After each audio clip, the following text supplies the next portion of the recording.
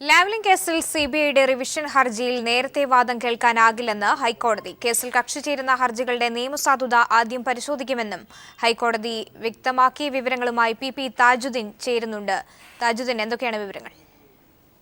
Lavalin കേസിൽ CBI സമർപ്പിച്ച revision ഹർജി ഉടൻ വാദം കേൾക്കണമെന്ന ആവശ്യം അനുവദിക്കാനാവില്ല എന്ന് ഹൈക്കോടതി വ്യക്തമാക്കുകയായിരുന്നു. കേസിൽ കക്ഷി ചേരാൻ അനുമതി നേടിയുള്ള വിവിധ ആളുകളുടെ കേസിലെ ഹർജികളിലെ നിയമസാധുതയാവും ആദ്യം പരിശോധിക്കുകയെന്ന് ജസ്റ്റിസ് കമാൽ പാഷ വ്യക്തമാക്കി. കേസ് ഉടൻ തന്നെ വാദം കേൾക്കണമെന്ന ആവശ്യം അനുവദിക്കാനാവില്ല.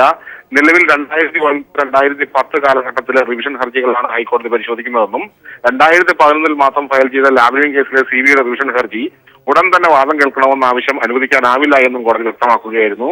എന്നാൽ കേസിലെ കക്ഷി ചേരണമെന്ന് ആവശ്യപ്പെട്ട് വിവിധ കക്ഷികൾ ടി പി നന്ദകുമാർ അടക്കമുള്ളവർ സമർപ്പിച്ച ഹർജികൾ നിയമസാധുതയില്ലെന്നും ഇതിനെ എതിർക്കുന്നുവെന്നും സിബിഐയുടെ അഭിഭാഷകൻ കോടതിയെ അറിയിച്ചു. ഈ സാഹചര്യത്തിൽ ഇത്തരം ഹർജികളിൽ വാദം കേട്ടതിന് ശേഷം മാത്രമാവും സിബിഐ സമർപ്പിച്ച റിവിഷൻ ഹർജിയിലെ വാദം എന്ന് നടത്തണമെന്ന് കോടതി അന്തിമമായി തീരുമാനിക്കൂ എന്നും കോടതി ചൂണ്ടിക്കാട്ടി. എന്നാൽ രാഷ്ട്രീയ പ്രേരിതമായാണ് ടി പി നന്ദകുമാറിന്റെ ഹർജി ഫയൽ ചെയ്തിട്ടുള്ളതെന്നും ഈ ആവശ്യം നേരത്തെ ഉന്നയിക്കാതിരുന്ന നന്ദകുമാർ ഇന്നലെ മാത്രം പ്രത്യേകം ഹർജി സമർപ്പിച്ചത് രാഷ്ട്രീയ പ്രേരിതമാണെന്നും പിണറായി വിജയന്റെ വേണ്ടി ഹാജരായ മുതിർന്ന അഭിഭാഷകൻ MK ദാമോദരൻ കോടതി ചൂണ്ടിക്കാട്ടി. ഈ വാദം കോടതി അംഗീകരിക്കുകയായിരുന്നു. കേസിലെ കക്ഷി ചേരൽ ഹർജികൾ നിയമസാധുത പരിശോധിക്കണമെന്ന ശ്രീ MK ദാമോദരന്റെ വാദം പരിഗണിച്ചതിന് ശേഷമാണ് കോടതി ഇക്കാര്യം വ്യക്തമാക്കിയത്.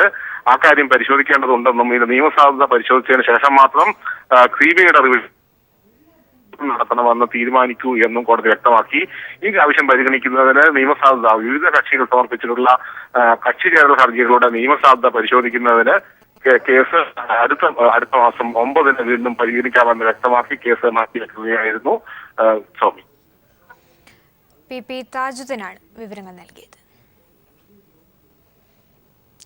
10 വർഷം പഴക്കമുള്ള 2000 സിസിക്ക് മേലുള്ള ഡീസൽ വാഹനങ്ങൾ നിരോധിച്ചുകൊണ്ടുള്ള ഹരിത ട്രിബ്യൂണൽ വിധിക്കെതിരെ കേരളം സുപ്രീം കോടതിയെ സമീപിക്കും. ഇതിന്റെ ഭാഗമായി transport commissioner Tomin J Thachankary മുഖ്യമന്ത്രി പിണറായി വിജയനെ കണ്ടു. വിവരങ്ങളുമായി KG ദിനകർ ചേരുന്നുണ്ട്. ദിനകർ, എന്തൊക്കെയാണ് വിവരങ്ങൾ? സ്വാമി, 10 വർഷത്തിലധികം പഴക്കമുള്ള ഡീസൽ വാഹനങ്ങൾ 1 വർഷത്തിന് ശേഷം പ്രമുഖ നഗരങ്ങളിൽ കടക്കരുതെന്ന ഹരിത ട്രിബ്യൂണൽ ഉത്തരവിനെതിരെ കേരളം സുപ്രീം കോടതിയെ സമീപിച്ചേക്കും. ഇതുമായി ബന്ധപ്പെട്ടുകൊണ്ട് ട്രാൻസ്പോർട്ട് കമ്മീഷണർ മുഖ്യമന്ത്രി പിണറായി വിജയനുമായി കൂടിക്കാഴ്ച നടത്തിയിരുന്നു. ഈ കൂടിക്കാഴ്ചയിലാണ് ഇതിനെതിരെ സുപ്രീം കോടതിയെ സമീപിക്കാൻ ഉള്ള നിലപാട് സ്വീകരിച്ചിരിക്കുന്നത്. ഇതുമായി ബന്ധപ്പെട്ടുകൊണ്ട് ഉടൻ തന്നെ തീരുമാനം കൈക്കൊള്ളും.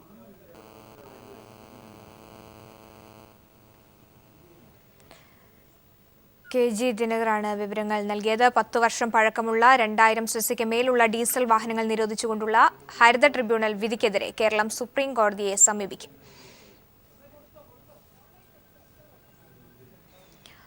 തിരുവനന്തപുരത്ത് 14-അംഗ ഓൺലൈൻ പെൺവാണിഭ സംഘം പോലീസ് പിടിയിൽ. 10 പുരുഷന്മാരും 4 സ്ത്രീകളുമാണ് ഓപ്പറേഷൻ ബിഗ് ഡാഡിയുടെ ഭാഗമായുള്ള പരിശോധനയിൽ പിടിയിലായത്. സംഘത്തിൽ ഒരു വിദേശ സ്ത്രീയുമുണ്ട്. 8 പെൺകുട്ടികളെ സംഘത്തിൽ നിന്ന് രക്ഷിക്കാനായതായി പോലീസ് പറയുന്നു. ഓപ്പറേഷൻ ബിഗ് ഡാഡിയുടെ ഭാഗമായിട്ടാണ് റെയ്ഡ് നടന്നത്. റെയ്ഡിൽ 4 സ്ത്രീകളും ഇടപാടുകാരായ 10 പുരുഷന്മാരും പിടിയിലായി. ഇതിൽ ഒരു ശ്രീലങ്കൻ യുവതിയും ഉൾപ്പെട്ടിട്ടുണ്ട്. വിവിധ ഓൺലൈൻ സൈറ്റുകളിലൂടെ മൊബൈൽ നമ്പർ നൽകിയ ശേഷം ഇടപാടുകാരെ വശത്താക്കുകയായിരുന്നു പെൺവാണിഭ സംഘത്തിന്റെ രീതി. തിരുവനന്തപുരം സ്വദേശി സീമയാണ് പെൺവാണിഭ സംഘത്തിന്റെ മുഖ്യ കണ്ണി. തിരുവനന്തപുരം ജില്ലയുടെ പല ഭാഗത്തു നിന്നാണ് പെൺവാണിഭ സംഘത്തെ ഓപ്പറേഷൻ ബിഗ് ഡാഡി സംഘം പിടികൂടിയത്. പിടിയിലായവരെ ഇന്ന് വൈകിട്ട് കോടതിയിൽ ഹാജരാക്കും. News bureau, Thiruvananthapuram. RSP നേതൃത്വത്തിനെതിരെ തുറന്നടിച്ച് VP രാമകൃഷ്ണപിള്ള. പാർട്ടി തലപ്പത്തിരിക്കുന്നവർ കഴിവുകെട്ടവരാണെന്നും UDF-ലേക്ക് ചേക്കേറിയതിനെക്കുറിച്ച് പുനർവിചിന്തനത്തിന് സമയമായെന്നും രാമകൃഷ്ണപിള്ള പറഞ്ഞു.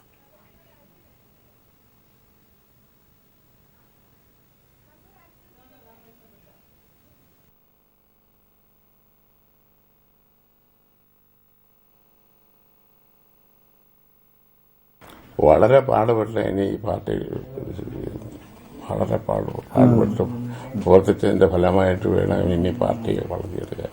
ഒരുപാട് നല്ല ചെറുപ്പക്കാരെ ഈ പാർട്ടിക്കകത്തുണ്ട്. ലീഡർഷിപ്പ് എല്ലാം ചെറുപ്പക്കാരെ ഏൽപ്പിക്കണം. നഷ്ടം വല്ല പൊഴിഞ്ഞ കഴിവില്ലാതെ തന്നെയൊക്കെ പിടിച്ച് വെച്ചിട്ടാണ് പാർട്ടി ലീഡർഷിപ്പ് കൊണ്ടുവന്നാൽ എങ്ങനെ പാർട്ടി ശരിയാവും? ഈ പാർട്ടി ശരിയാവണമെങ്കിൽ ഇന്ന് നിലവിലിരിക്കുന്ന ഒരുപാട് ചെറുപ്പക്കാരുണ്ട്. നല്ല ചെറുപ്പക്കാരുണ്ട്. എനിക്കറിയാവുന്ന, ഞാൻ ഇത്രയും പ്രായമായിട്ട് കൊണ്ടുള്ളത്, ഇത്രയും പ്രായമായിട്ട് നല്ല ചെറുപ്പക്കാരുണ്ട്. അവരെയൊക്കെ ഈ പാർട്ടിയുടെ ലീഡർഷിപ്പ് കൊണ്ടുവരാൻ ആരെങ്കിലും അതിന് ചുമതലയെടുക്കണം. കണ്ണൂർ ഇരിട്ടി മാക്കൂട്ടം ചുരത്തിൽ കാറിന് മുകളിലേക്ക് ലോറി മറിഞ്ഞ് 3 പേർ മരിച്ചു. വടകര തിക്കോടി സ്വദേശികളാണ് മരിച്ചത്. അപകടത്തിൽ 5 പേർക്ക് പരിക്കേറ്റു. പരിക്കേറ്റവരെ തലശ്ശേരി ആശുപത്രികളിലായി പ്രവേശിപ്പിച്ചു. ഇന്ന് പുലർച്ചെയാണ് അപകടമുണ്ടായത്. ചെക്ക് പോസ്റ്റിൽ നിർത്തിയിട്ടിരുന്ന ടവേരയ്ക്ക് മുകളിലേക്ക് ലോറി മറിയുകയായിരുന്നു.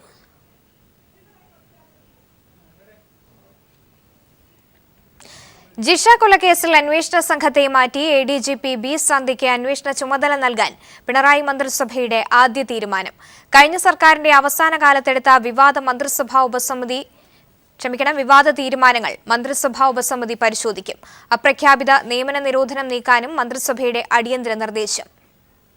പൊതുസമൂഹം ചർച്ച ചെയ്ത പ്രിയ സഹോദരി ജിഷയുടെ കൊലക്കേസ് അന്വേഷണത്തിലെ വീഴ്ച പരിഹരിക്കുന്നതിനാണ് പിണറായി മന്ത്രിസഭയുടെ ആദ്യ തീരുമാനം. ഒപ്പം കുടുംബത്തിന് അടിയന്തര പുനരധിവാസവും. ശ്രീമതി സന്ധ്യയുടെ നേതൃത്വത്തിൽ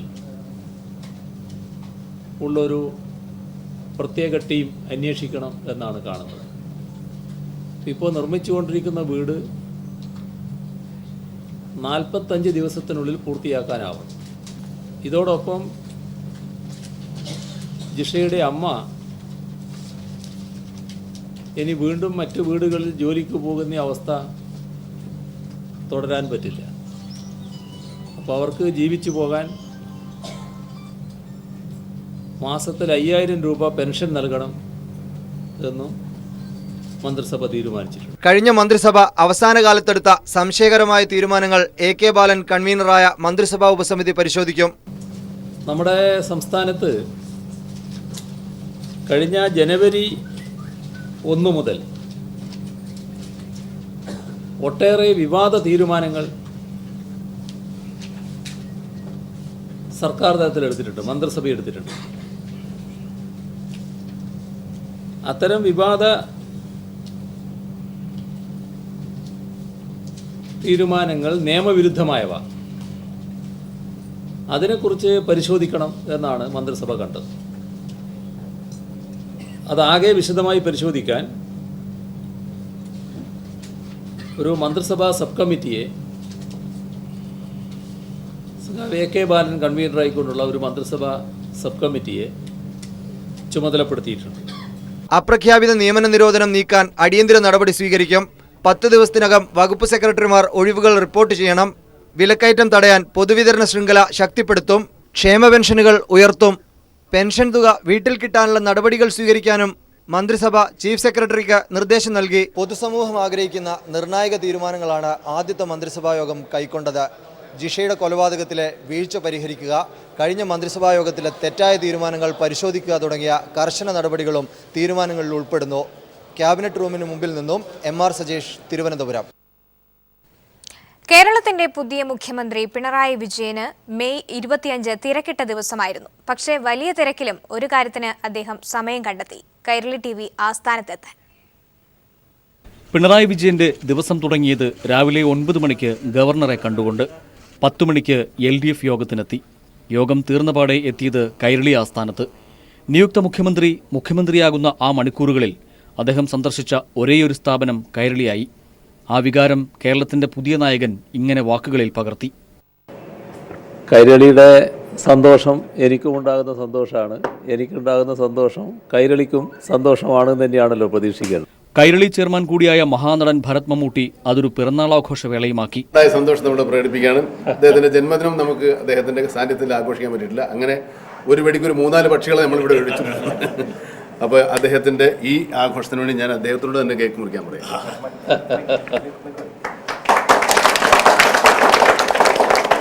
അപ്പം അത്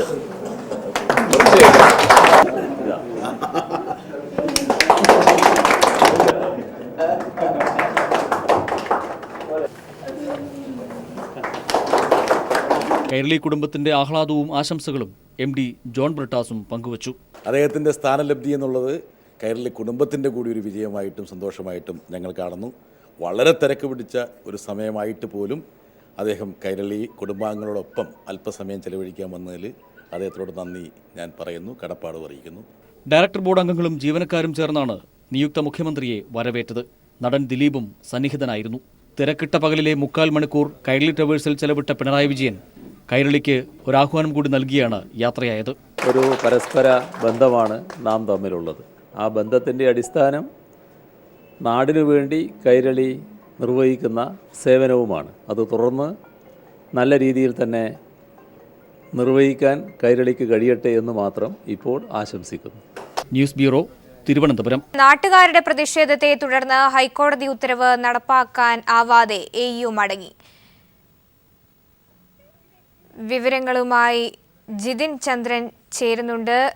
ജിതിൻ, മലാപ്പറമ്പ് സ്കൂൾ പൊളിക്കലും ആയി ബന്ധപ്പെട്ടാണ് ഇപ്പോൾ ഇത്തരത്തിൽ വിദ്യാഭ്യാസ മന്ത്രി C. രവീന്ദ്രനാഥിന്റെ ഒരു തീരുമാനം കൂടി വന്നിരിക്കുന്നു. മലാപ്പറമ്പ് സ്കൂൾ പൊളിക്കില്ല എന്നാണ് ഇപ്പോൾ പറഞ്ഞിരിക്കുന്നത്. എന്തൊക്കെയാണ് വിവരങ്ങൾ?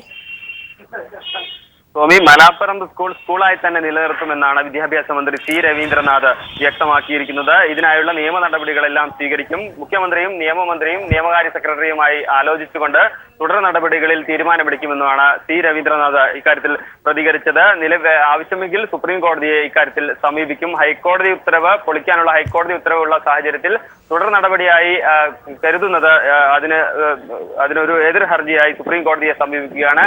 ഇക്കാര്യങ്ങളെല്ലാം തന്നെ മുഖ്യമന്ത്രിയുമായി നിയമമന്ത്രിയുമായി ആലോചിച്ച് തീരുമാനിക്കുമെന്നാണ് C. രവീന്ദ്രനാഥ് വ്യക്തമാക്കിയിരിക്കുന്നത്. മറ്റൊരു കാര്യം, വിദ്യാഭ്യാസ മന്ത്രിയുടെ പരിഗണനയിലേക്ക് ആദ്യം തന്നെ വന്ന ഫയൽ, അദ്ദേഹം ചുമതല ഏറ്റെടുത്ത ശേഷം ആദ്യം എത്തുന്ന ഫയൽ മലാപ്പറമ്പ് സ്കൂളുമായി ബന്ധപ്പെട്ടതാണ്.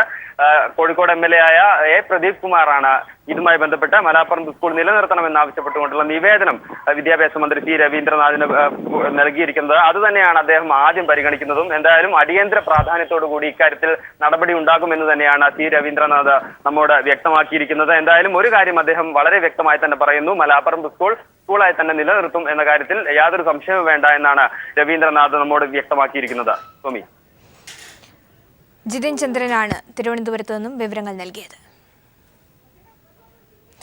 തിരുവനന്തപുരത്ത് 14-അംഗ ഓൺലൈൻ പെൺവാണിഭ സംഘം പോലീസ് പിടിയിൽ. 10 പുരുഷന്മാരും 4 സ്ത്രീകളുമാണ് ഓപ്പറേഷൻ ബിഗ് ഡാഡിയുടെ ഭാഗമായുള്ള പരിശോധനയിൽ പിടിയിലായത്. സംഘത്തിൽ ഒരു വിദേശ സ്ത്രീയുമുണ്ട്. 8 പെൺകുട്ടികളെ സംഘത്തിൽ നിന്ന് രക്ഷിക്കാനായതായി പോലീസ് പറയുന്നു. ഓപ്പറേഷൻ ബിഗ് ഡാഡിയുടെ ഭാഗമായിട്ടാണ് റെയ്ഡ് നടന്നത്. റെയ്ഡിൽ 4 സ്ത്രീകളും ഇടപാടുകാരായ 10 പുരുഷന്മാരും പിടിയിലായി. ഇതിൽ ഒരു ശ്രീലങ്കൻ യുവതിയും ഉൾപ്പെട്ടിട്ടുണ്ട്. വിവിധ ഓൺലൈൻ സൈറ്റുകളിലൂടെ മൊബൈൽ നമ്പർ നൽകിയ ശേഷം ഇടപാടുകാരെ വശത്താക്കുകയായിരുന്നു പെൺവാണിഭ സംഘത്തിന്റെ രീതി. തിരുവനന്തപുരം സ്വദേശി സീമയാണ് പെൺവാണിഭ സംഘത്തിന്റെ മുഖ്യ കണ്ണി. തിരുവനന്തപുരം ജില്ലയുടെ പല ഭാഗത്തു നിന്നാണ് പെൺവാണിഭ സംഘത്തെ ഓപ്പറേഷൻ ബിഗ് ഡാഡി സംഘം പിടികൂടിയത്. പിടിയിലായവരെ ഇന്ന് വൈകിട്ട് കോടതിയിൽ ഹാജരാക്കും. News bureau, Thiruvananthapuram.